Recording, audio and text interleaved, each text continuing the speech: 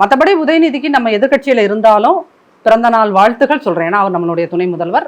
அதனால அவர் நீண்ட ஆயுசோடு மென்மேலும் அறிவை இனிமேலாவது பெருக்கி கொண்டு அவர் அடுத்த முறை அறிவு திருவிழா நடத்தும் போது கொஞ்சமாவது அறிவோடு அவர் அந்த விழாவை நடத்தணும் அப்படிங்கிற பிறந்தநாள் வாழ்த்து செய்தி அவர் நமக்கு சொல்லிக்கிறோம். இந்த மாதிரி வாழ்த்து அவர் கடந்த காலங்கள்ல வரைக்கும் ஒரு வாட்டி கூட கேட்டிருக்க மாட்டார். ஆமா சார், மேடையில் உட்காந்துட்டு துணை முதல்வருங்கிற ஒரு அகங்காரத்திலையும் ஆணவத்திலையும் எல்லாத்துக்கும் அறிவு இல்லை.